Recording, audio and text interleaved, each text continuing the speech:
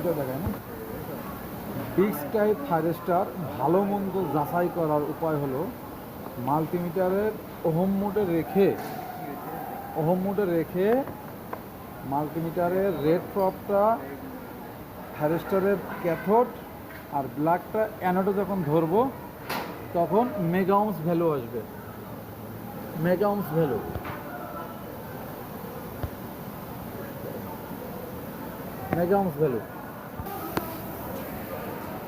Cathode to anode, যখন আমি অ্যানোডে red ধরবো ক্যাথোডে ব্ল্যাক ধরবো তখন আমার ভ্যালু চেঞ্জ হবে। ভ্যালু দেখেন মেগা ওহমস আসবে। এবং নেক্সট দেখবো আমরা, এটা গেট এবং ক্যাথোড। এই গেট ক্যাথোডের ভিতরে যদি আমার থাইরিস্টারটা ভালো হয় তাহলে আমার 7 থেকে 60 ওহমসের ভিতরে যে কোনো একটা ভ্যালু আসবে। আমরা দেখি, এই আমি গেটে ধরলাম, এই আমি ক্যাথোডে ধরলাম।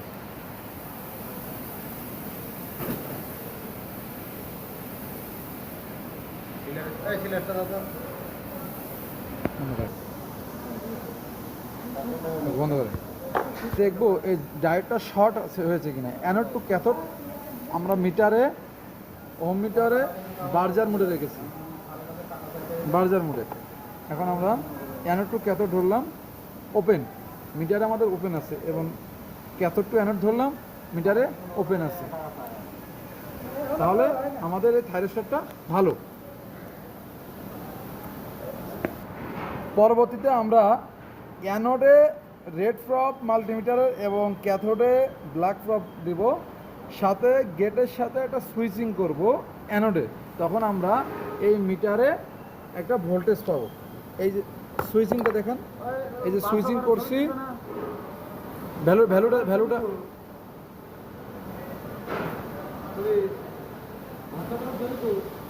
এখানে যদি ওপেন আসতো তাহলে আমার থাইরিস্টারটা খারাপ ছিল। ওকে, মাল্টিমিটার তখন আমাদের ডায়েট মোডে রাখতে হবে, এবং এই টেস্টে যদি কোনো একটা মিসিং থাকে বা ভ্যালু না দেখায় তাহলে উক্ত থাইরিস্টারটি নষ্ট বলে গণ্য হবে। দেখি কেমন হয়েছে।